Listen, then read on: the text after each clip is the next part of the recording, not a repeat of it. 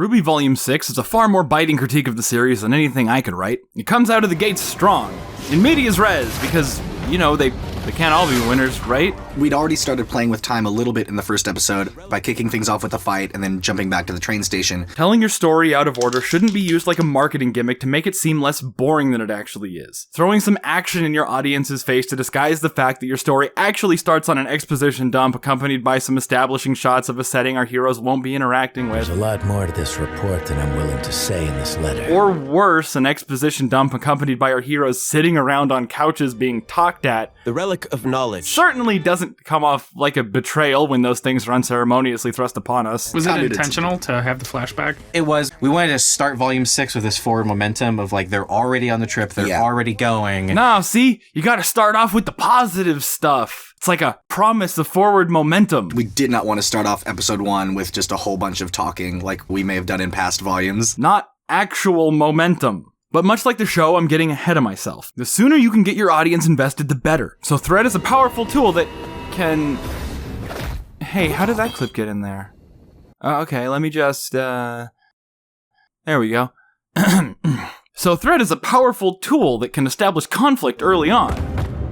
The Belladonna girl. If we have reason to believe one of the main characters is in danger, it can introduce an underlying sense of tension, even in the most innocuous scenes. Well, it seems like one of you heroes left the staff entrance to the caboose wide open. Yes, tension. But who are those two, you might ask? Why, Dee and Dudley, of course. The Argus Limited's very own Huntsmen. Huntsmen? Living Huntsmen? Who aren't teachers? What? For the first time in a series where all the primary characters want to be huntsmen, we see actual living, breathing, employed huntsmen. Trust me, I was a professor. We've been waiting 6 years to see a huntsman who's not just a teacher or a soldier or, you know, dead. So let's finally see, once and for all, why all of these people would sign up for this death trap of a career.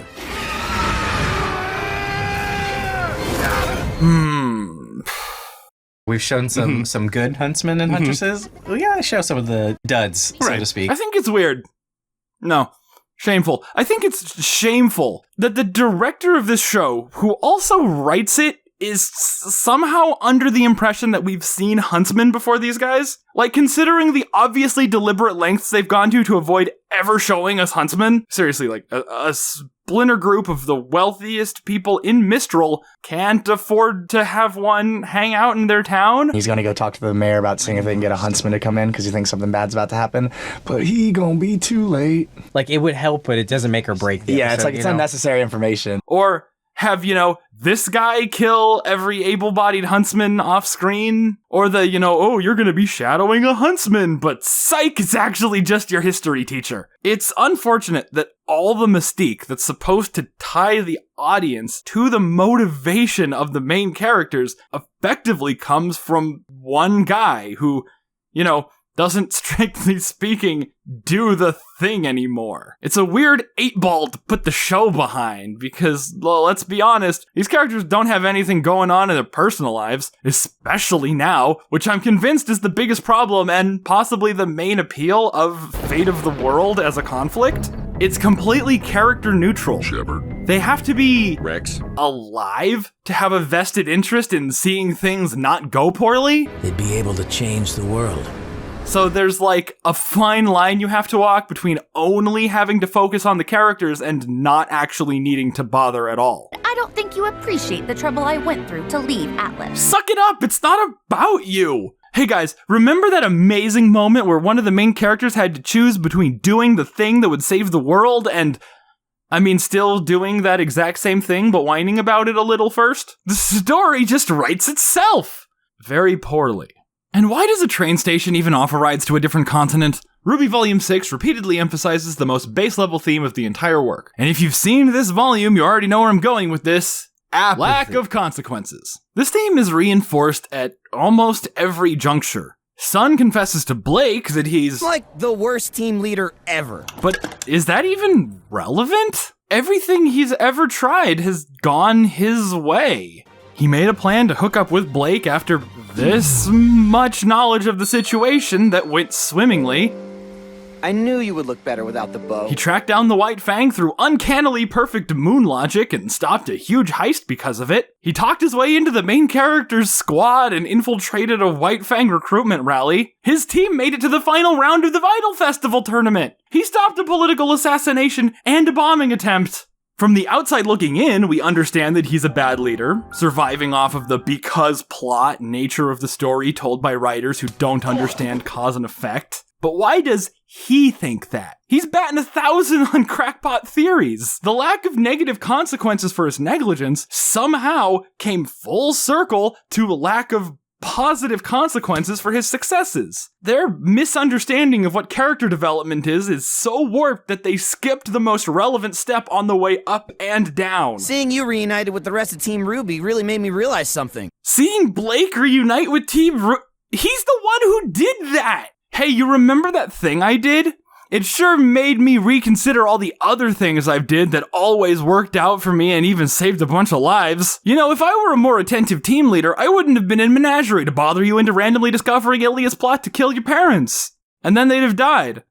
Before organizing the militia that saved Haven, and coincidentally also the very friends that you were reunited with that made me really think I should change the way I make decisions. This brand of storytelling where everything works out through sheer luck is bad. So just change it without considering what that means to people who remember the story you were trying to tell. Character development is good, so just slap it on there like it's the dislike button under this video. Committing to the things that happen in the canon as if they even mattered? That's for chumps, not chads like Miles and Carrie, who listen to criticism. We got some lines in here that were in response to some valid criticisms from Volume 5. No, not the criticism that says they fundamentally don't understand storytelling. I'm talking about the criticism that's easy to address without ever needing to acknowledge the story that they're, telling. You're with who you're supposed to be now. Who she's supposed to be? Why? Why is that? Oh, it's for my benefit. Oh, I've been told to adjust my expectations, so I don't even expect to be mentally or emotionally challenged by any of the themes, which are brilliantly implemented. This review is positive, by the way. Don't get distracted by the fact that all the things I'm saying sound very negative on the surface. There are some solid additions to the world building, like putting defensive measures and Huntsmen on the civilian transport, almost as if Grim attacks were a possibility that someone in this world accounted for. Even if Crow wants to put the kibosh on that plan for some reason. Get that idiot to shut off the turrets. They're just drawing the Grim toward the passengers. I mean, yeah, they tell you the reason. It doesn't make sense. So, you're telling me, if this thing does a fireball at the turret and it shakes the train a little, the passengers are all gonna go, oh no, the fastest seatbelt sign lit up! But what if it shoots a fireball at, Jean? Or what if Nora hits the top of the train with a hammer? These things shred Grim just as efficiently as you do. Should turbulence be your primary concern right now? Especially after Ozpin sprung forth to tell you for absolute sure that it isn't? Grim are also attracted to this. Thinking on her feet, RWBY comes up with a plan. Instead of Jean, the guy who's as close to established as this show can muster, to be a master tactician. Run and live. And in a stunning moment of cognitive functionality, Miles and Carrie remember that RWBY's semblance is the Go Fast and not Big Brain. So the plan she comes up with is the worst one ever. Let's break it down. Every second we're on board this train, we're putting everyone else in danger. Now the goal is to protect these people, obviously, but also to get this doohickey to Atlas so the world doesn't end. As long as that thing's out in the open, its power could fall into the wrong hands. So the plan is to completely ignore the second, more important part of the plan. We just can't come with you. Which is required to protect the entire world, which includes the passengers that they're about to doom. As alluded to earlier, this is a demonstrably solvable problem. If they didn't think it was, they'd understand that they were ending the world, right? We're not that far off the deep end. There's still a finite number of Grim following the train. I mean, it's 8. The turrets took out 6 of them in the minute and a half they were active. So, why aren't the guns up on the cars that RWBY detached? Those things are keeping us alive. Us, sure. It's not that relevant, because after this guy gets pinned down by Blake and Yang, Weiss decides the most productive use of her talent wouldn't be to kill it, obviously, but to break the wings off of the already immobilized Grimm.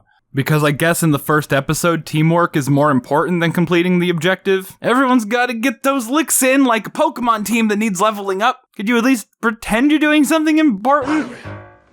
I'm no doctor or anything, but if you had the rest of the cars attached, not only would this explosion be above the tracks, but like the train itself would have significantly more inertia? Or if they were dead set on having it go down this way, the fireball could have at least, decoupled the train cars, making RWBY's plan slightly above RWBY 13 in terms of, good guy sponsored genocide. That would have made it Weiss's fault more so than RWBY's. It's not like the characters interact in a way that, no, I didn't need to say in a way, I can just take that out.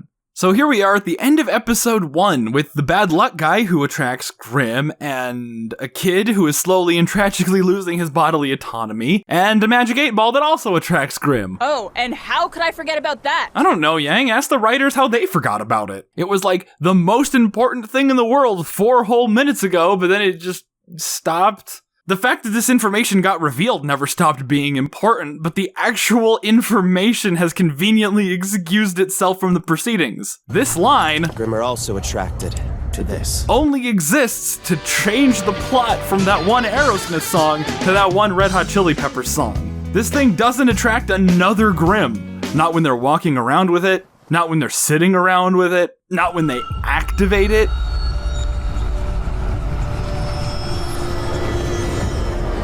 Now, I want to go over my compunctions with this whole situation before we delve into the last episode of the show. Not chronologically the last episode, just thematically. Jin is a byproduct of the worst possible interpretation of the phrase show don't tell. Like, they're taking the surface meaning of one of the 3 words and rolling with it, like 33%? That's like, what, B-? Killing it. We wanted to find our own creative way of showing these moments and showing that this isn't just like a giant cutscene, like the characters are in this moment. The spirit of show don't tell is for the audience to experience the story through the actions of the characters. And when those actions boil down to asking to be told what happened, it sort of doesn't count. What is Ozpin hiding from us? The same principle is in play when I say in medias res shouldn't be appended with and flashbacks, so you can milk the reveal of what was supposed to have been happening the whole time. Jin was made a character for this reason, and the show's not very good at characters. I mean, the main ones are so reactionary that Miles himself remarks on how they haven't done anything in 6 years. I just wanted to call back to that moment, though, where all the girls draw their weapons on Crow. That was the beginning of something for this season, which is, the kids are going to start making some bigger choices here. Wait, he knew that? I am owed several thousand apologies. But the side characters have their own unique set of problems. Now, if you remember Corsic and Fennec from the last time around, who were touted as being sneaky schemers. They are schemers. Yeah. They're not always the ones to be on the front lines with the biggest sword. Who were not sneaky, and who were in fact just middle managers who passed down orders from the big boss himself.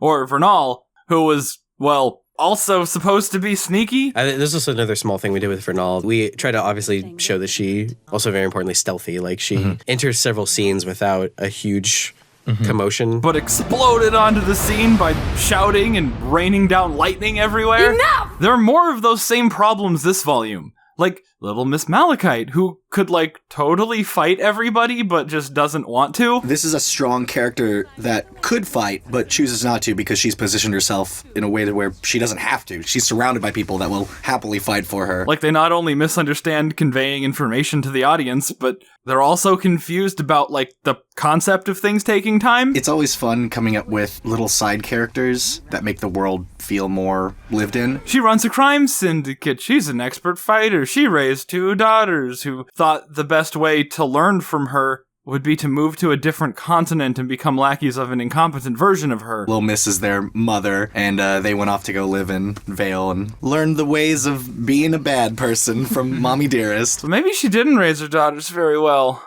But she still comes off like a prodigy. You know those guys who train their whole lives to do something and manage to suck at it? Well, she could have done that, and all these other things, but she's just too cool. So why is she relevant to Jin? She's not, I just couldn't manage to fit it in the script anywhere else. But Jin... Yeah, she's a storyteller within our story, and I love her. But her job is to impart knowledge, so don't you think editorializing goes against the nature of the gig? Figuring out how Jin spoke was something that was really interesting to us. It was an interesting blend of her being this objective person that gives the facts, and someone who also considers herself to be a storyteller. To what extent does her personhood reach? And it was a really weird line that we had to walk. Like, was she programmed by the gods to only want to add a little flair to 3 simple questions every century? Because we didn't want to seem like a computer AI. Of just Exactly. Like, this is what happened now. Yeah. Or, like, is she a slave? Genie, you're free. I mean, they didn't have to make her blue if they didn't want to make it look like they put 2 slaveries next to each other and force us to reconcile them in the wrongest possible way. This lady likes answering questions. What knowledge do you seek? Right? She clearly takes great pride in educating people, but she wants it to be a very exciting experience. Yeah. So. But this guy, he's bad. What's he doing, by the way? Justice. Yeah. If you don't count the Atom short. And who does? I think it's essential canon, actually. We've talked about that a little bit. Yeah. The inciting incident to this whole mess is basically, guy, go get girl. Why? He thought only for righteousness. 'Cause love.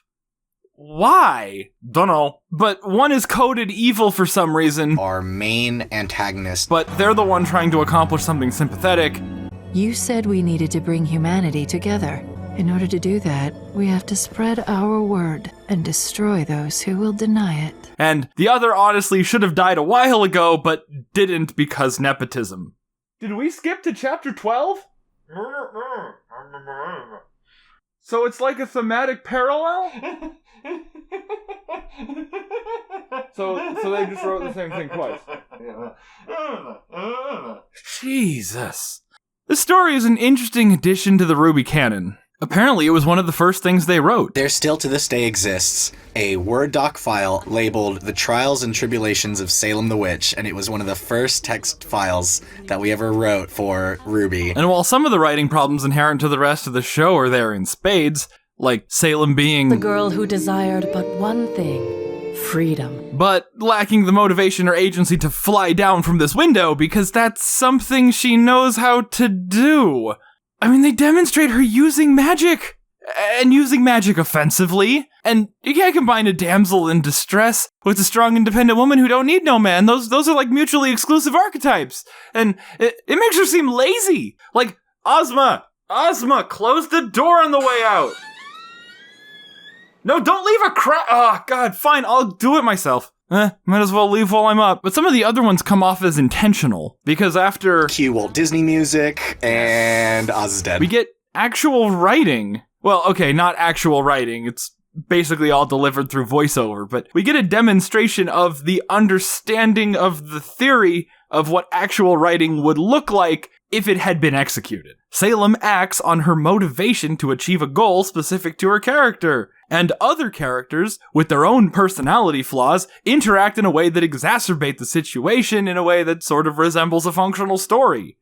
Also, let's talk about the gods and how they're not the best parents. They're not. The gods were very heavily inspired by the gods from Greek mythology, these deities that have personalities that aren't always perfect and that they clash with one another, and they just make some more interesting characters. These characters have agency, and this was decided on before they wrote 5 years worth of characters without any. But it culminated in this moment. This was definitely a tough scene all around, just because it is the most exposition-y scene we had. Where God says, "Here are my machines. I will come from them." If brought together, these 4 relics will summon my brother and I back to your world. And then if we're still alive after that, I'd rather return to the afterlife to see Salem. Wait, what do you mean there's an afterlife? Shouldn't that be like a slightly bigger deal than, not at all? If your kind has learned to live in harmony with one another and set aside their differences...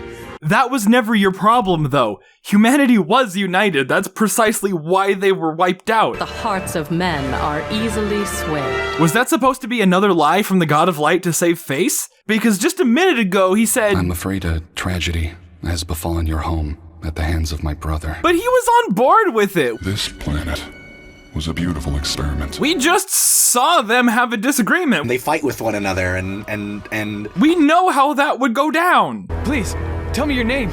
Who are you? He didn't know. Why did Oscar say he didn't know if he clearly does? Ozma was convinced that this witch was Salem. Speaking of, it created a being of infinite life with a desire for pure destruction. But that's not even remotely close. She desired the good D. She sat in the woods for however long it took humanity to evolve from whichever mammal decided to grow thumbs first. We didn't get super into the nitty-gritty and like pseudoscience of like how all this works. Plus all this time it took to develop civilization and trade and slavery. Wait, faunus are already subjugated? So these evolved humans are bad? Desiring to destroy them would have been the good thing, but she doesn't have that. Or does, but doesn't act on it? We can mold these lands into whatever we want. Are we back to the bad writing now? We had like 10 whole minutes of characters wanting something reasonable and trying to get it, but I guess we're back to RWBY. It's something I can only comfortably describe as sick. They're playing this off as a true love, happily ever after shtick. What do we do now? Destroy everything? Whatever we like. But wouldn't that be destroying everything? Oh, I guess it would actually be rebuilding your cottage in the woods. Isn't that like the opposite of pure destruction? Oh, what do I know? I mean, besides what pure destruction means. But yes, obviously, besides that, geez. But what really bams my boozles is how they talk about Salem's looks. Are people going to be too weirded out by the fact that Ozma is essentially hooking up with the Antichrist? Well, on paper, she's also hot, so it's fine.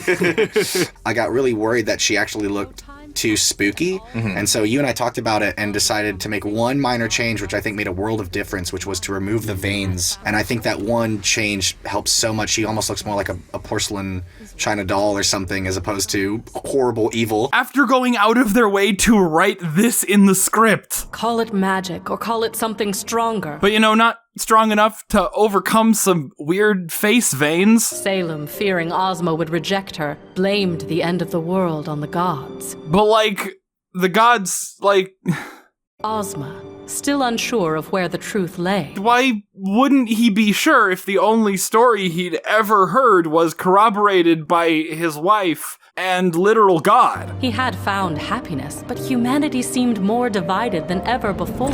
That's why he's here, though. Until your task is complete, you will reincarnate. And what does finding happiness have to do with anything? Why did Jin bring that up? The script for this episode, well, I mean, just listen. All things considered, this episode probably took a month to write. When you get into draft 5, draft 6, you start to question your own sanity. And you're like, okay, what actually is important and how can we do it efficiently? So why is most of it voiceover? We had to make a decision on how we balanced out actual dialogue between the characters in this episode and voiceover dialogue, an exposition given to us by Jin, supported by visuals. And why is that voiceover telling me a different story from the dialogue?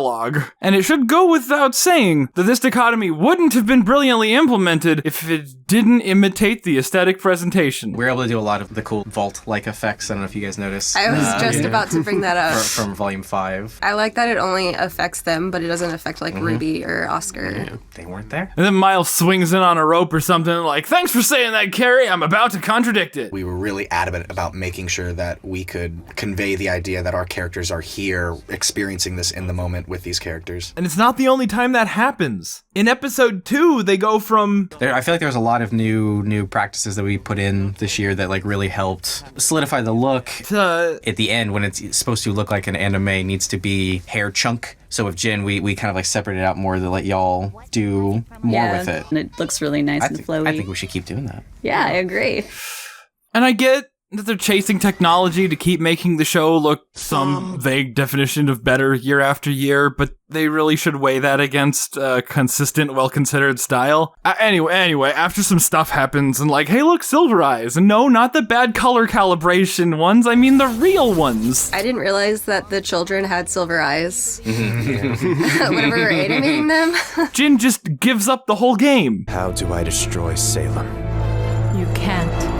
Which is very nice of her, because after 6 years of saying nothing's happening, it is really nice to have a little confirmation on that front. But again, this wouldn't be a near flawless execution of the theme if this revelation bore any consequences. This is a big change-up for the entire series at this point. Lies!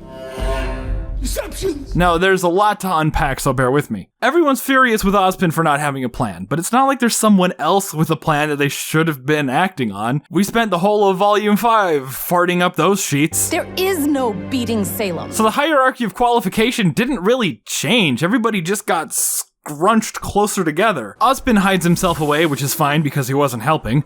He's gone. So now they don't know what to do, which is also fine because they already didn't. What are we gonna do now? Maria, Maria's here? We need to show her, Yeah. but how do we do it in a way that doesn't totally telegraph that she is, like, going to be a central character for the remainder of this? But anyway, she starts telling them what to do because God forbid we break from the trend of blindly following authority for even one scene. And she's right.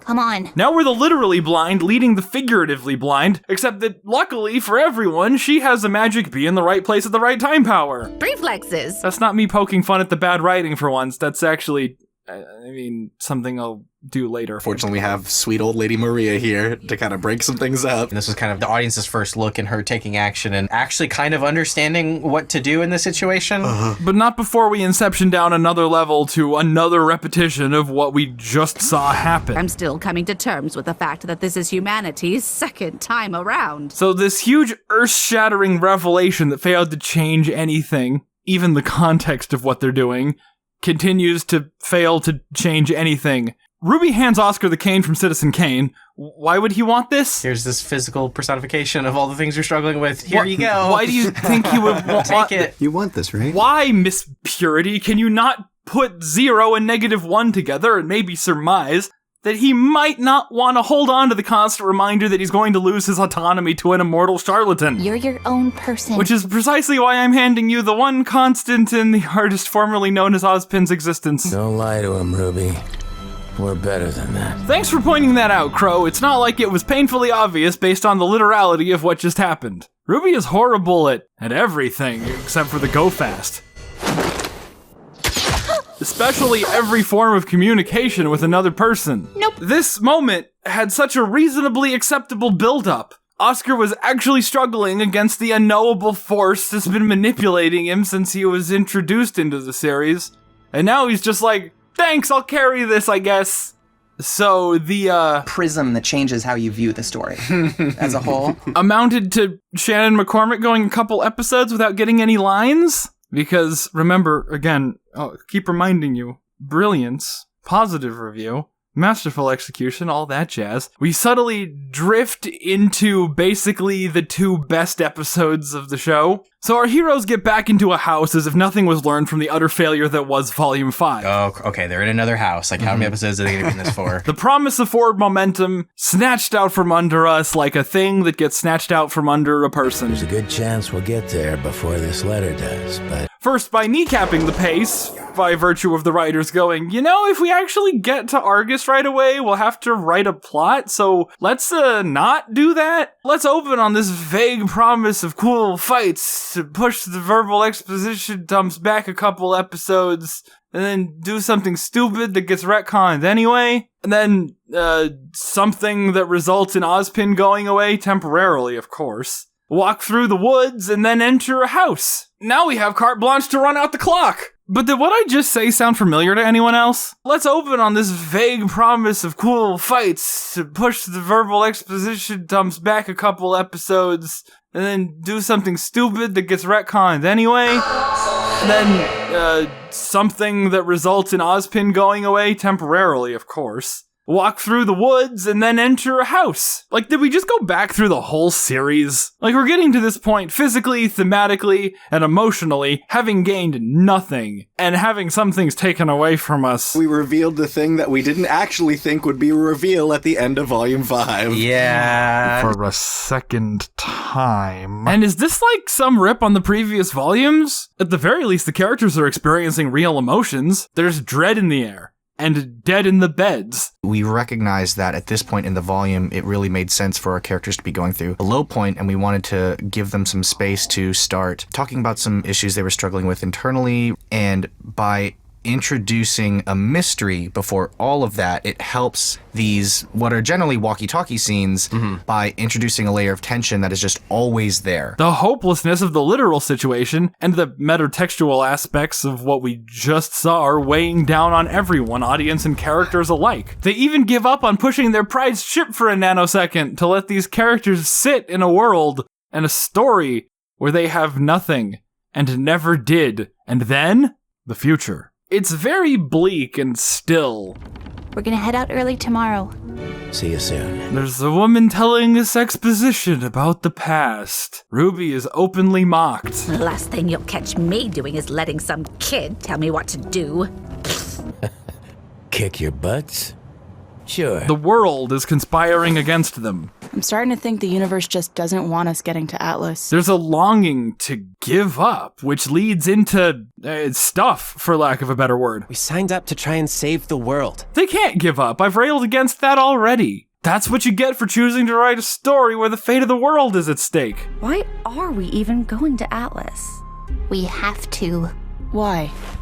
Yang, you're alive. That implicitly makes this your struggle. It sort of implicitly makes this everyone's struggle. Like, humanity could easily be united by presenting the common goal that their survival both literally and figuratively depends on them striving towards. Man will be found irredeemable, and your world will be wiped from existence. And the single solitary soul who didn't think that the only thing that could possibly work, and has to his understanding been proven to, wasn't even worth trying, is gone as far as you know. But Ozpen always put his foot down. But you're not thinking clearly. Look at the vacant expressions. You look at their body language in this scene, and it's like really clear that there's something just kind of like dragging on them. Body language, the dilated pupils. The number of times, Joel, you and I gave notes. No, let's just add a whole second at the end of the shot just to linger on this expression. How long would it take Salem to find a lamp in the middle of nowhere? Immediately. It's the reason you're here, you know? You're joking. How could you know that? In fact, it's a huge suspension of disbelief shattering error that you got here unmolested. Where are the Grimm? There were supposed to be so many of them that they would overwhelm 8 huntsmen in training supported by auto turrets and break into an armored train to feast on the delicious passengers inside. Let alone that your goal of taking it to a crowded city with no huntsmen defending it whatsoever didn't change, even after the revelation. So despite, or possibly because of this aggressive convenience, RWBY goes along with it. And we get the reveal. Hi! Something was down there manipulating them. Of course! Your faith that this buildup was leading to a payoff was rewarded. It's not like you're knowingly watching RWBY, a show whose only defining feature is the utter ineptitude of its writing. I don't know if you've noticed, but things are getting a lot scarier out in the world. It's all been intentional. For 6 years, these geniuses have been laying breadcrumbs of faux unwatchability to lead us to this turn. RWBY snaps into action. How we got here? Doesn't matter. What's wrong with you? We can't just leave. We're here now, for this atmosphere, and for these creepy guys representing probably Gray's involvement in the production. Things are even starting to make more sense. Like how everyone's being dragged down into, well, I guess apathy is as good a word as any. Except for RWBY and Maria. No! The 2 characters who have the legendary Silver Eyes trait that was prophesized to do whatever. Whenever they said that. And here's the big moment. Bazinga. Oh, cool. Thanks for ruining it. And just like that, the apathy have been dealt with. We get to destroy the past and drag everyone who would prefer not to leave it out kicking and screaming. It's so rare that in a 2-episode span, questions are asked and then answered and then just move on. Mm-hmm. This is the best possible use of more than 5 years worth of awful writing. This specter of apathy lurking under the surface of the story turning out to be canon and getting destroyed as they leave this sloppy exposition behind and ride forward into the symbolic representation of the future. Why did they stop? Why did we stop? There was a lot actually on the script level where it was like, Yang needs to take part in this conversation, but she's driving a loud motorcycle. Oh, that's not promising.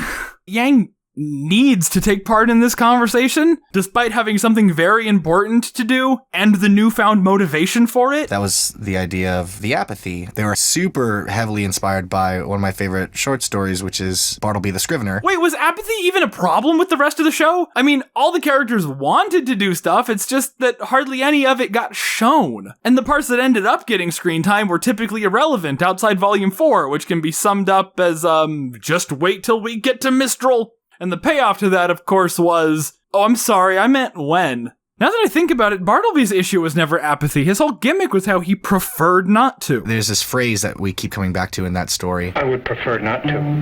And stuck to that preference to his death. Bartleby. He wasn't tired. He wasn't putting anything off until later. He was taking a stand. by a window, staring at a brick wall. They're not moving towards the future. No, not because they're stopped, but because they would have been there already if it weren't for this thing attracting Grimm. And if that property were, real, they wouldn't be going there at all because of the danger. We're putting everyone else in danger. Remember? There's something very, very wrong with all of our characters. And did I mention Yang's speech from a while back was described by the people who wrote it as being logical and right? Yang's just straight up talking about throwing the relic away right now. A big part of that is she's not 100% wrong. Yeah, no, a lot of her suggestions came from discussions that you and I had, Carrie. Okay, it's time for our characters to be making logical decisions. Why don't they just do this or why don't they just do that? Everything Yang says is right, but at the end, that's not what's going to help everyone. Ruby's perseverance had nothing to do with her silver eyes, which makes Maria's mere relative functionality seem more like a mistake than anything else. And also using this to highlight Ruby's strength as our lead protagonist. She's got that willpower, yo. Got the anime hero power. You can kind of get jolted out of the apathy. Right, if something were once to that startle adrenaline you, pumps through. Yeah, that adrenaline, it brings you back a little bit. Wait, so these apathy, who were weak and slow and basically designed to wear you down by attrition, are weak to being looked at? We really had to lean into the idea that they're super slow because there's chunks of 30 seconds where you have to see them walking towards you in the background. You guys did a great job, though, of giving the sense of claustrophobia. You really just feel like you're rats in a dead end.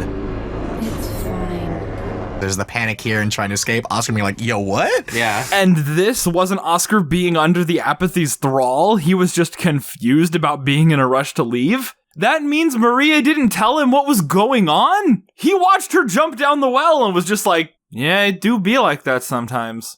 What's the takeaway from this? The apathy wasn't a dig at the show's past. It was instruction. Enjoy the view. Welcome to house number 3. Hello there. We're gonna be here for a while. What are you doing back here? Sitting on the banister. Bartleby never went to a house. He knew better. Will you go home with me now? Not to my office, my home. You can stay there until we can make some convenient arrangements for you. At present, I would prefer not to make any change at all. I like Cordovan's character. Let's not give up hope yet. Wait, Miles, this is the best joke.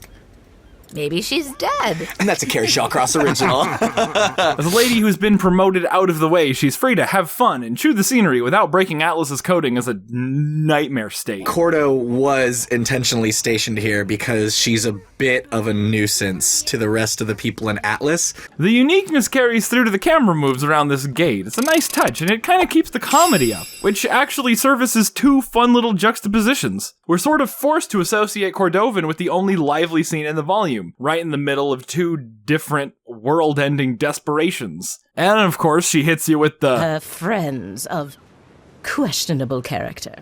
And we're like, wait, how did you know Blake is an irredeemably horrible person? You and everyone but Blake did a great job. Oh, no! But she doesn't. She's just being racist. No, Mr. Brown, I am not. How do you know my name? I didn't. So you're like, oh yeah. Not only is she single-handedly bringing the world ever closer to its destruction, she's also kind of a meaniehead. Some might decry this kind of tonal whiplash, but honestly, we just got off of a 7-episode-long bait and switch, and we're about to be dropped headlong into 6 more episodes of soul-strangling misery. They might as well deliver that news in a remotely palatable way as the show somehow ends up another step behind itself as everyone else revels in the defeat of learning that everything they've been through up to this point was just Ozma's chicanery. Why did Pyrrha have to die? Because you were content to just sit there and do nothing while the enemy of humanity grew stronger for thousands of years. Why I guess that's the only thing. But Jean is still rightfully teed off, and he's got the right idea. We're not the bad guys here. Are we sure about that? We just got done learning that Oz's one skill is lying through someone else's teeth. So it'd be pretty stupid to trust a set of teeth de jure, wouldn't it? John! Yeah. Stop. Don't get angry. You'll attract Grimm, like the thing that exposited the information that upset you in the first place. Remember? The plot is really pretty basic, like so basic that the one takeaway they got from this thing was beginning, end. Because it's not like more than one thing can be accomplished in 3 hours, right? Are they all framed in their own separate sections on purpose? Like, is this foreshadowing or something? Is this to remind us that they were separated less than a volume ago and of how fragile their connection remains? Or did they just, not want to obscure somebody? Because they cut from a scene with pretty good cinematography to this scene. And you have things here like Oscar is framed by the door, which is foreshadowing, and Jean and Ren are framed next to the stairs. And I mean, they do go up them, but like, RWBY is over here by the punch and Jean is by the window in this shot. Is this supposed to be like, ooh, he's seeing clearly for the first time, get it? We're so clever. But like, no, he isn't. How does he know how to do this? Someone that in him does. Spoilers? Don't say it like that. Sorry? Did I mention that this review has spoilers in it? I only ask because Blake has this ominous line. Maybe we could all use some space. Or is it innocuous and only made to feel bigger by this unintentional framing? Oscar ends the scene like, how obvious can I make it? RWBY steps out into an unfortunate scene. Oddly enough, I felt like this ended up being one of the hardest scenes to write of the season. She recaps for us in case we haven't tuned out already. We don't even have a plan. The husband hasn't come back, and even if he did, I don't know if I could trust him. And there's always Jin, but we only have one more question we could ask her. And then Maria informs her that the real Silver Eyes are the friends we've made along the way. It is the desire to preserve life. Again. Life is beautiful, it is precious, and it must be protected. But the interesting part of this exchange is that Ozma is the dumbest person on a planet populated exclusively by people who are too dumb to live. How could such powerful bloodlines be so rare? He basically allowed Salem to exterminate his progeny under his nose. Now, I made this point in my Volume 3 review, but the Silver-Eyed Warriors should basically never stop getting laid. Mostly because they're more or less demigods who can effortlessly save any settlement from grim attacks, and that would logically lead people into thinking they're cool or something. To reinforce just how hard life is in Remnant if you're not a huntsman or a huntress. But also, by virtue of being born, they'd inherently be aware of the hereditary nature of this trait. I had my father to teach me. Like, how many kids does Maria have? Does she think that because her eyes got cut out that it doesn't, count anymore? But after I lost my eyes, I only ever looked after myself. I guess the one nod I can give RWBY is that this is the one fantasy show where the big bad busting power wasn't inside you all along. But Maria's reasoning is flawed. Were you paying attention?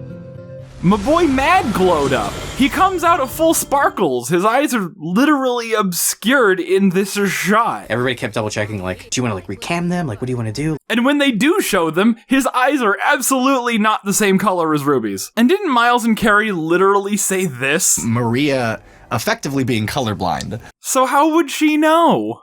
Maria drops the Last Jedi reference, which was my joke from Volume 5. Don't steal it. Don't think about your light as a means of destroying evil. Not fighting what we hate.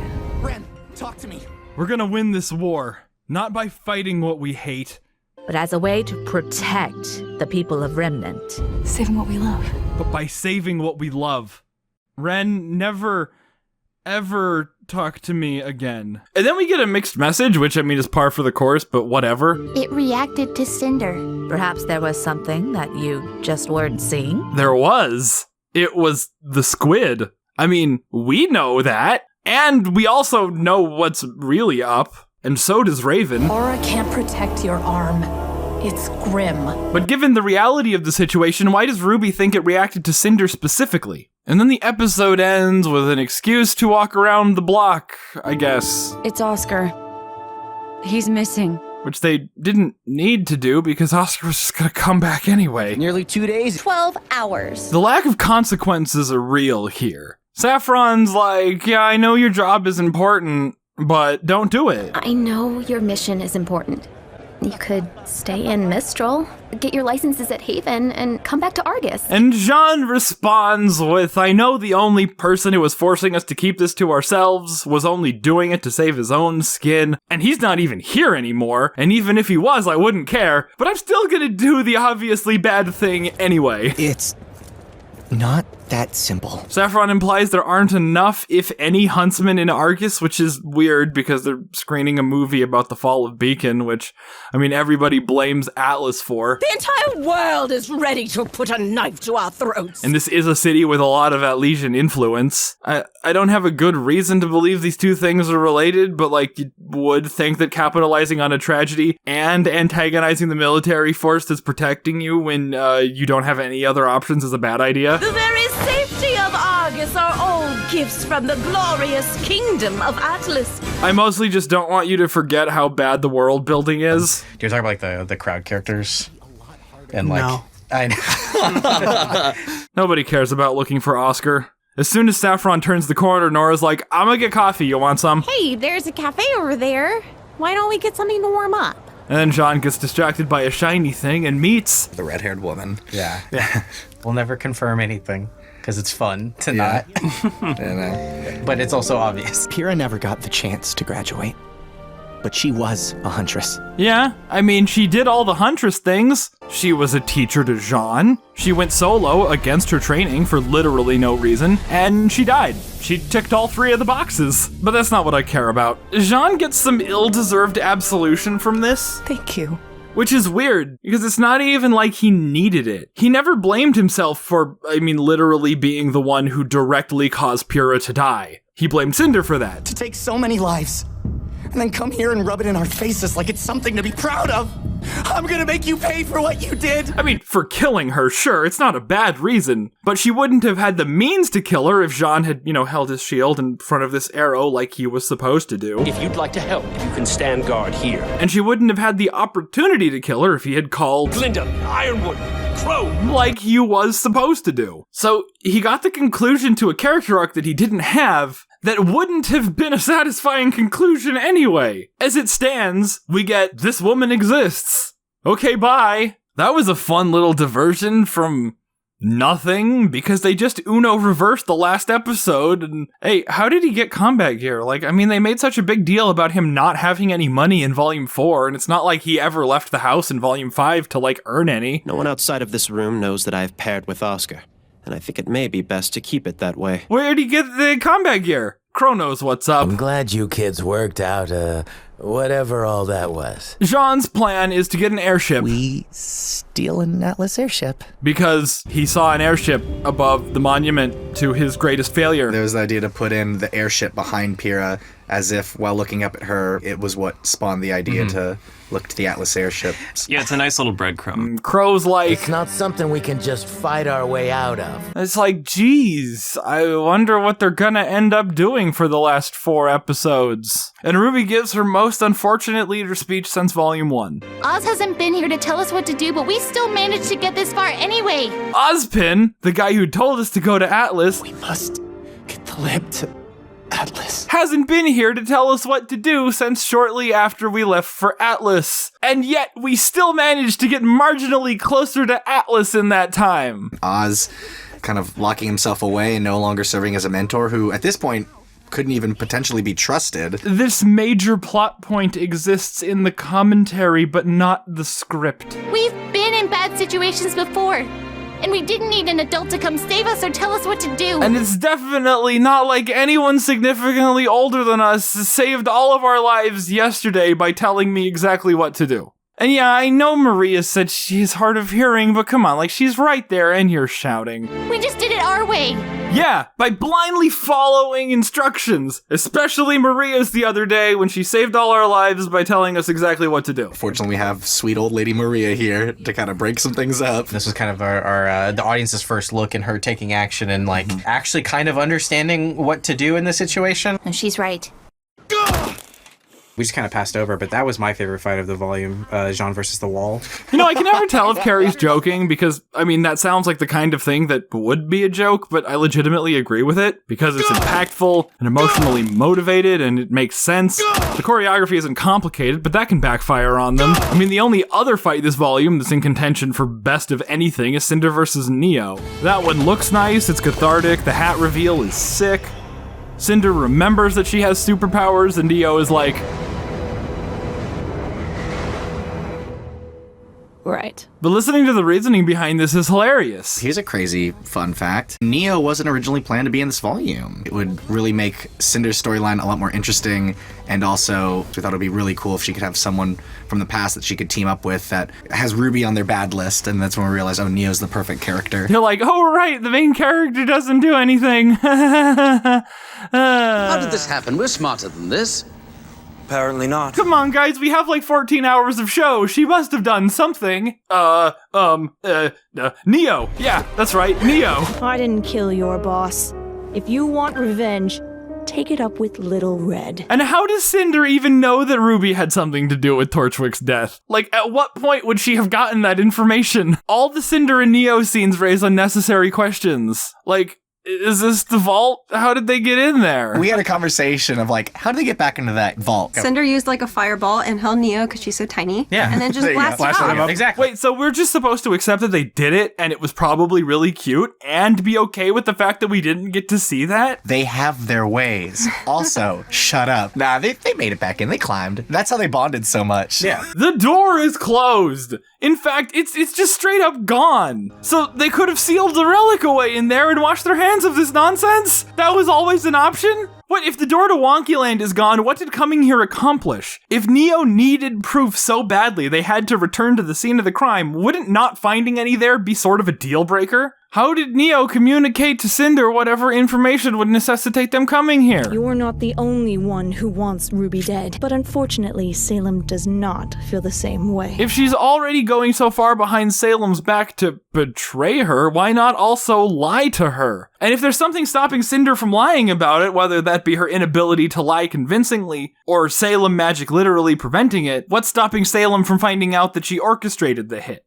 Wouldn't revealing this information tip Neo off that there are consequences to crossing Salem that little Miss Maiden Magic over here would rather avoid? Isn't Salem herself supposed to be a master manipulator, so why is Cinder even motivated to turn code on her? This is a nice hint to really seeing Salem starting to grow into the manipulator that she is when we see her in present day. I told you Salem sucked at manipulation! She knows how to manipulate people. Tell me whose fault this was. She's able to very easily identify Emerald's fear, and I think in this moment tell her, you need to be careful who it is you idolize. Salem doesn't know how to manipulate Emerald. Emerald, the most obvious character in the cast. Cinder figured out how to manipulate her instantly. Follow me, and you'll never be hungry again. Thank you. Tyrion knows. Where is our fall maiden? Even Mercury figured it out. I'm sorry you didn't have a mommy that loved you.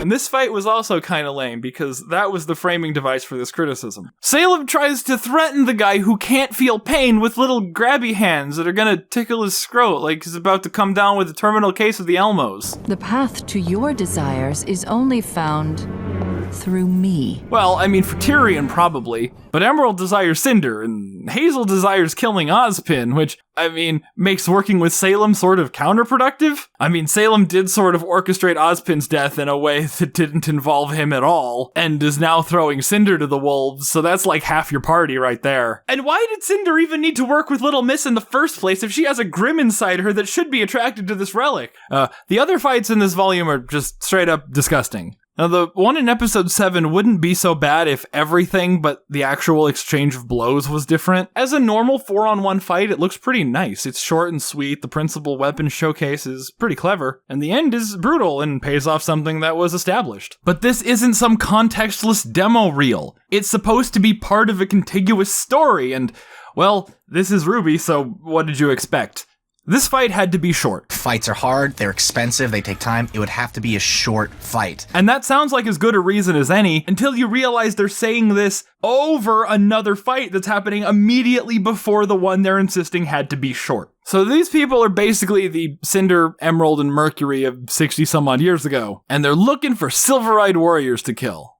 So why are they down here in this ravine? The whole plan banked on Maria jumping off this bridge? You know she's a silver-eyed warrior, right? That's why you're looking for her. So you're aware that she could have Just not let this Nevermore destroy the bridge? You're a huntsman, right? A huntress is supposed to protect others to the bitter end. And you're implicitly putting someone in danger by making them go out here and build a new bridge. I don't think you realize who I am. Maria, did you hit your head on the way down? You're wearing your signature mask and matching necklace. And oh yeah, the ultra rare superpower that you just demonstrated for the whole class and heard talk reference like 10 seconds ago. Well, that's a fancy trick now, innit? What's Maria playing at? Oh, you must have me confused with another shiny thought in a skull mask. And now that logic dictates that we root for the person with the brain located inside their head, we get to watch them die.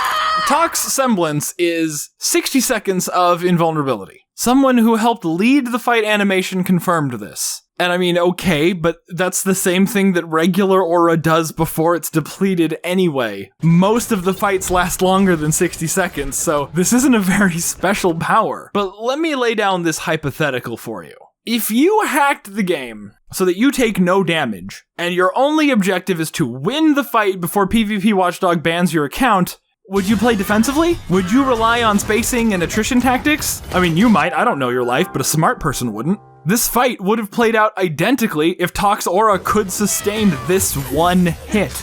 And honestly, I think it could because it didn't even knock her over, like this hit did. I mean, if any normal person heard someone say, "The last 60 seconds of your life," I would think that they'd try to outspace their opponent and be defensive for a minute. Like, it's a win-win, right? Even if they end up killing you, you still get the last laugh by going, it took you 61 seconds, loser. But not Maria. Several times in this fight, including after her aura completely breaks and she's clear to run away and buy herself some time, which absolutely would have won her the fight. Whatever. She doesn't. She rushes right back into the fray. What's Maria's semblance? Reflexes. Does it make this fight any worse? Well, it activates despite her aura being broken.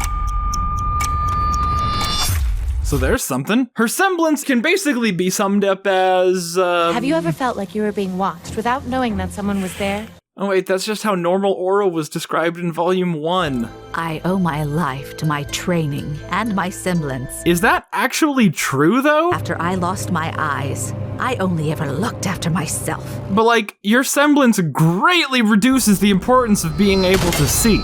So all you really lost was your silver eye thing, which you said isn't, that important in the grand scheme of things. At the end of the day, those are still your most powerful tools. I suppose we shouldn't think too much into it because she is just a regular old coward. Even after my surgery, I was too afraid to fight. But you're still the greatest huntress of your generation? What part of best huntress of her generation don't you understand? Which, I suppose says a lot more about her generation than her because they set this little tidbit up earlier. Especially when some of you are clearly stronger already. And then paid it off later in the most effective joke in the show. Ooh, my mind really is going. Why would you kids let me fly this thing? What does being a good huntress have to do with flying an airship? Wait, you're not a good huntress. Oh wait, no, this whole plan was stupid and doomed to failure from the start. Just like the show itself. But at least they were self-aware about it. If this fight was any better, it would have lessened the payoff for that joke. But this still undermines the existence of the universe. If the Grim Reaper was the worst Salem had to deal with back in the past, why did she sit on her hands until this show started? Was the girl who literally can't use her own semblance so vital that you had to replace her with Cinder of all people in order to enact your master plan? Or did she just now notice that the power creep is real and decided to jump in now because putting it off doesn't look like a viable option anymore? These kids are way better than we were at their age. The kicker is, the good joke in this scene is cashews. We're about to get to, I think, my favorite joke of the season, which is cashews. Dude, so there wasn't actually some elaborate setup involving 4 major scenes that made fun of, well, the entire world of Remnant. So it really was just... You bring outside cashews on one flight! And that made Cordovan mad enough to send out a giant person-shaped robot after Maria instead of doing the thing that Crow thought she was gonna do. Cordo's gonna scramble her fighters. And we're shown a few very concerned-looking backs of heads in case we needed another reminder that the relic is not attracting any Grim. The last 3.5 episodes are composed of 2 huge fights that are among the worst I've ever seen and shouldn't have been allowed to happen. So I see no reason to disagree with the assessment that John punching the wall in episode 8 is the best fight of volume 6. John! Tara's a technician for the town's relay tower. The military's radar system is also housed there. Guess what's been on the fritz lately? Why did they mention that the radar system was on the fritz and that they have an in with the person whose job it is to work on the thing connected to it if that's not related to the plan? If you disconnect it properly, it won't take out comms for the rest of the city. Like, her role in the story was, hey, don't make my job any harder while I sit here not helping you save the world. I do appreciate that relying on Blake to do anything is what ruins the plan, but of course it's Adam's fault. Blake is just gonna hit him once and then shut down the tower like she's supposed to, right? Blake? Leave me alone! Just hit him once. Okay, hit him once. This video's getting long. Well, I have to thank all my lovely patrons for making this video possible. And stay tuned because I'm gonna cover the finale in Volume 6, Part 2. That's happening immediately. You want to fight this thing? So instead of just flying shortways across the peninsula to lose Cordovan and then booking it to Atlas, they decide to fight her. Cordo's gonna scramble her fighters. I mean, if they're worried about the fighter jets that Crow was concerned about, then why would fighting this thing ease that concern even a little? And where are all those ground forces that made it untenable to storm the base in the first place? And why is this mech made of paper mache? Isn't Atlas junk supposed to be of quality, but Ren can just poke holes in it like it's my self-esteem and his weapons are all the deadlines I missed this year? Yang's Atlas-made arm stood up to the full force of an atom. But this Atlas tech gets sliced up like butter, but the holes are self-healing, so whatever, I guess. And another question. How does the shield generator get hit while the shields are up? And finally there's this. I can't even muster the strength to adequately explain why that's wrong, because I need to save it for what's about to come, because, like, from here on out, it's absolutely disgraceful. The rest of episode 11 just looks nasty. The cinematography is on par with the Jason Bourne fight. Action happens too close and too fast to too few frames that are too busy. And if you want fast action to be readable, you're gonna have to use cleaner composition. Every frame of painting talks about this. As an animator, he could actually draw less information in the shot so your eye could read it faster.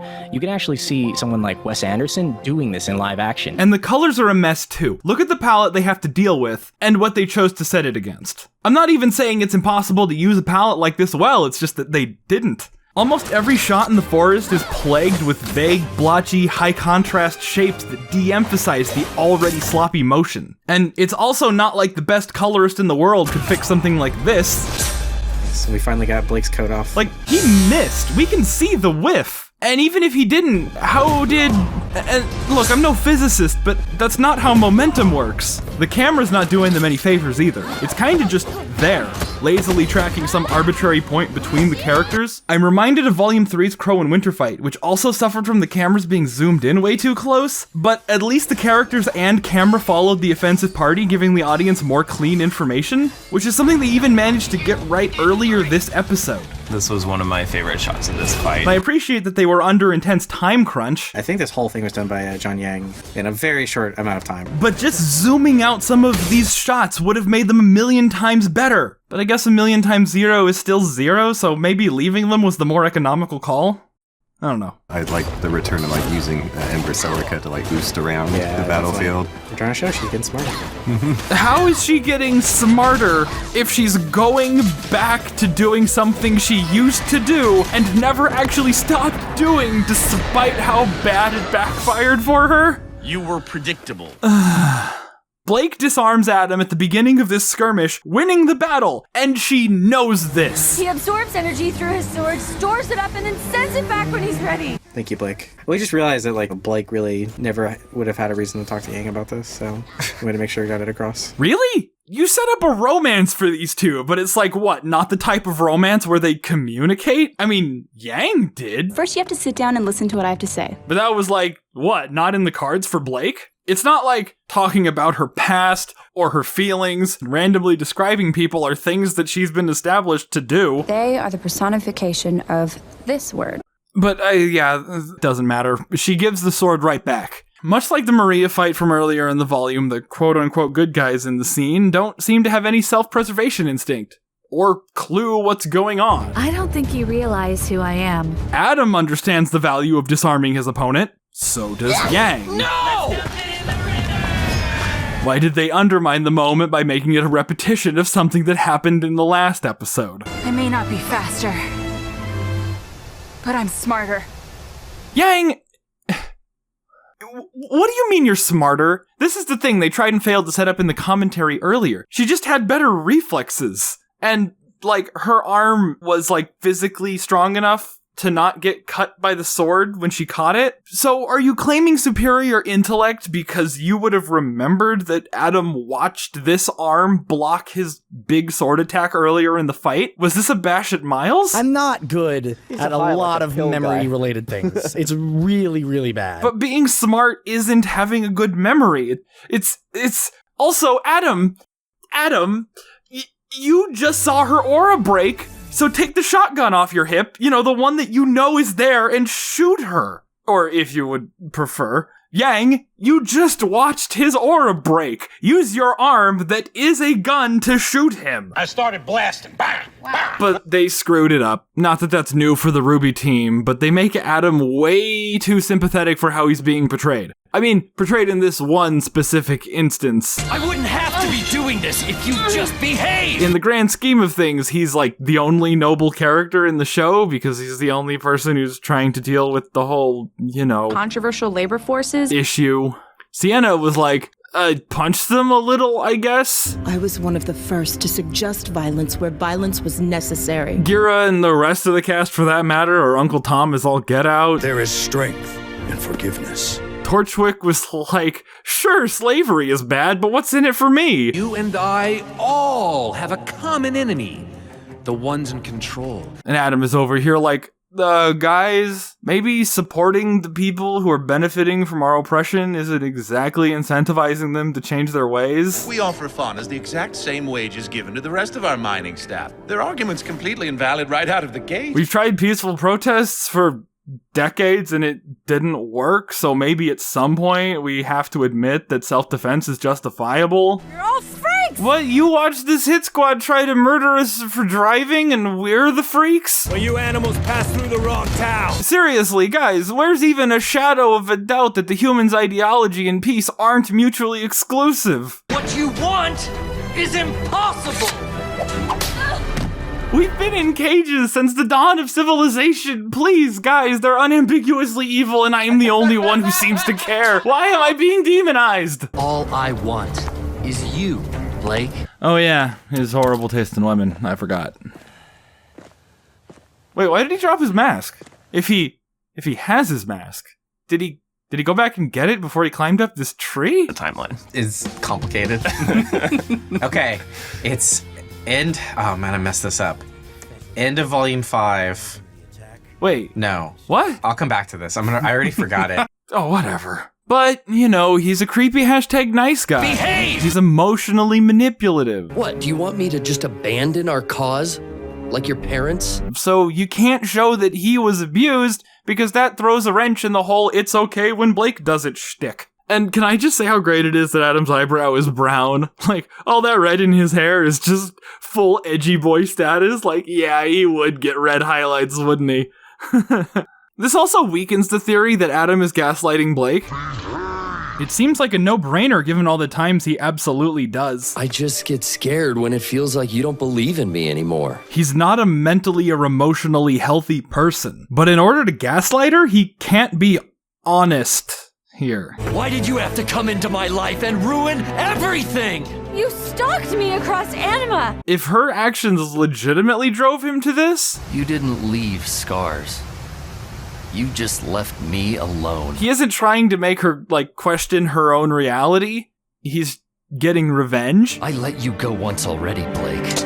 I'm never making that mistake again. Which isn't good, okay? People, find healthy coping mechanisms. But the idea that he was driven mad by torture and then abandoned by Blake, couple that with the fact that his, like, actions directed at humans are completely morally justified, we end up conflicted. Or at least we probably should. Like, I mean, if we're gonna start offing people for doing bad things regardless of context, why don't we start with the humans like Adam said? I'm sorry, I tuned out for a second, but sounds like I'm the good guy again. Like, I don't think anything here is particularly out of the ordinary.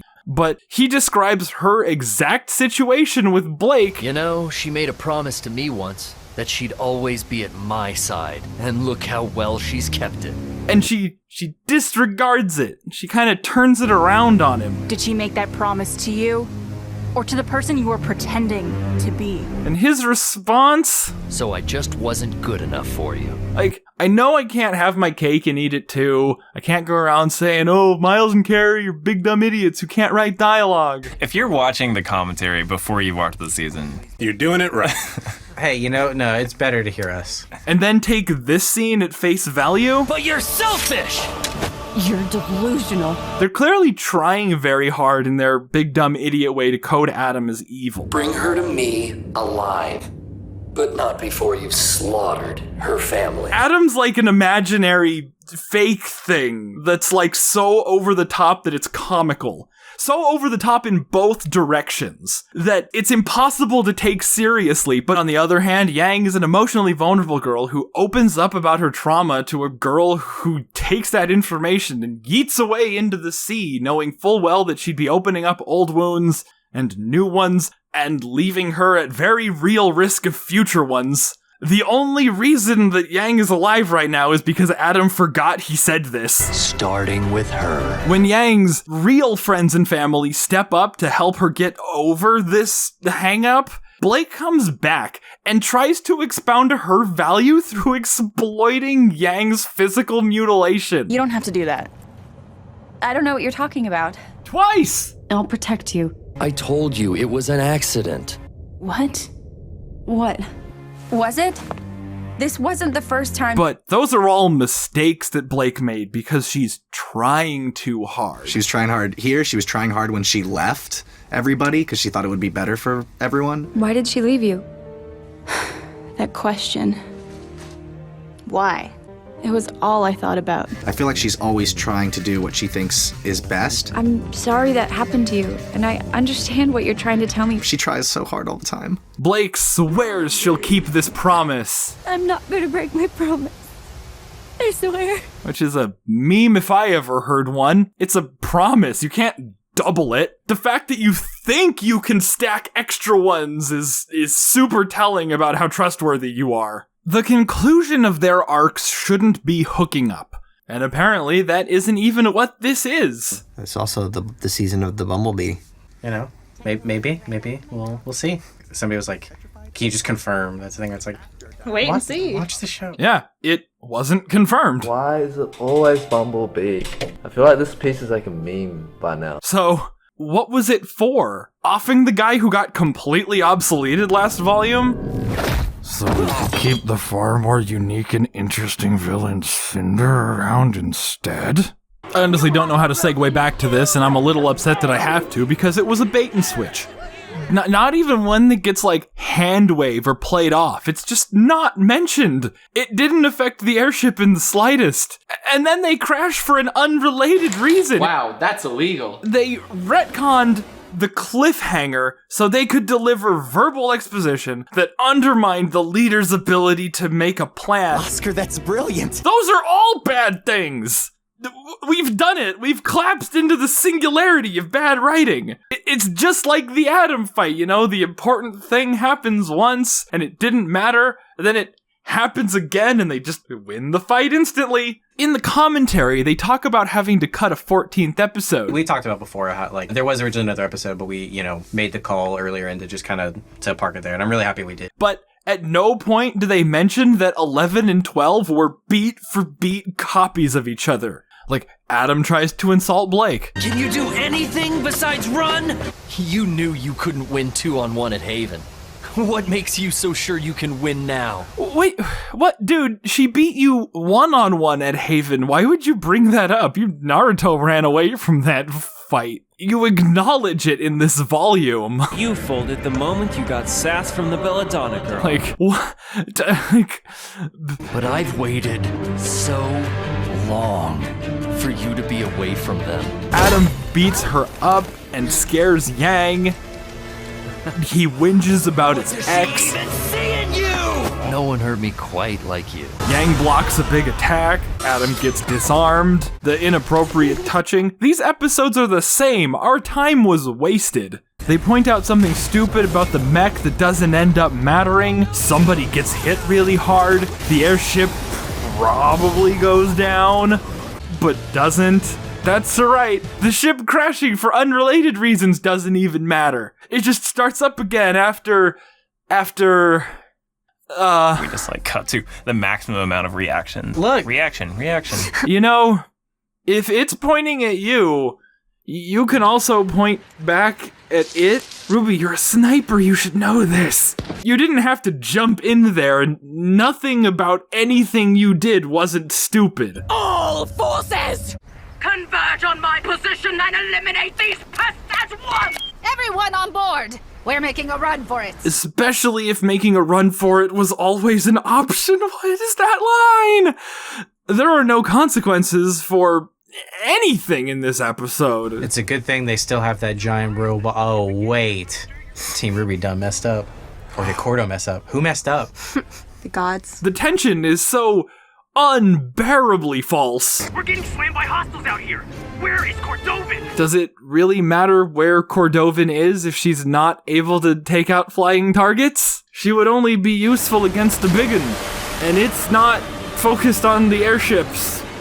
So, yeah? And we just ruined the only thing capable of stopping it. Weiss, that's not true. Why did you say that? You have the silver eyes. Everybody is kind of feeling like they've defeated Cordo and they're flying off with the airship, and RWBY's sort of the only one who's having doubts about whether... Wait, why would you say that? Did you just not hear what Weiss said? Is there a deleted scene that you're aware of where Weiss continues, and that's a good thing that I'm proud of having done? Nothing about anything in the series, but especially this scene is reasonable. Getting the lab to Atlas is still our top priority. Maria's like, we can go, right? And everybody's like, big monster! We can't leave. Not like this. Which makes enough sense. An episode of Chibi. It's the last episode, and there's a giant ground. Season finale can't do yet. John, can you and Ren be ready to mask our ship? As long as they don't have anything on their ship that would put them at a huge disadvantage by drawing any undue attention from the Grimm to their ship. I think we can manage. Nothing like that was ever remotely established in this volume. All squadrons, fall back to evacuation procedures. The Atlas guys are all dying, and RWBY offers assistance. No, wait! Everybody acts as though they hadn't unanimously agreed to help like a minute ago. We can? Yeah, Oscar and Nora's reactions in particular, they have to like kind of poke up over the seat to get eyes on. What? I did it at Beacon and at the farm. Wait, that's the thing the writers decided to remember? But they don't talk about it as if the events RWBY referenced ever happened. I'm curious, like, what the idea was. Like, this is a pretty bold move, right? It came back down to that they have to try. They're ignoring this line in real time. RWBY might as well be holding up timestamps, and the people who made the show are like, I'm pleading the fifth, Your Honor. Why do I watch the commentary when I know it'll only bring me pain? Because there's not any time to process that before the Atlas guy calls back, like, Manta 5-1, your ship is currently flagged as hostile. You will receive no support. Over. Is this a continuation of the theme from Volume 3? The one where Atlas is, like, opposed to the concept of Huntsmen? You have two choices. Defend your kingdom and your school, or save yourselves. No one will fault you if you leave. I thought I made that up. A bigger part of this message, too, is I think a lot of people probably would have told her not to do it, but she needs to follow what she thinks is best. People would have told her not to? What does that mean? No, seriously. People would have told a huntress not to save a town full of people? Nobody would do that. It's their job. There was a whole scene 3 episodes ago where there's a character asking for a huntress that could save their town full of people. You could stay in Mistral, get your licenses at Haven, and come back to Argus. So in order to bass-backwardsly cram a theme, you write the most anti-logical character into the show? The Atlas guy who's like, don't worry, it's just this town full of people's time to go. Que sera, sera. There's nothing anyone can do. Except you, apparently, but that's not my problem. Fine. We'll do it alone if we have to. But while you're trying desperately to process that, Maria flies like right into the most dangerous spot she could pick. How does the shield generator get hit while the shields are up? Like, come on, pay attention. Eyes up. Ooh, my mind really is going. Why Why would you kids let me fly this thing? And they try to get its attention. If only there was something they could use to get its attention. Hey, Ren, what was your semblance again? Ah, whatever, stay on the ship. Y'all distract him from me. I'm gonna take the thing, though.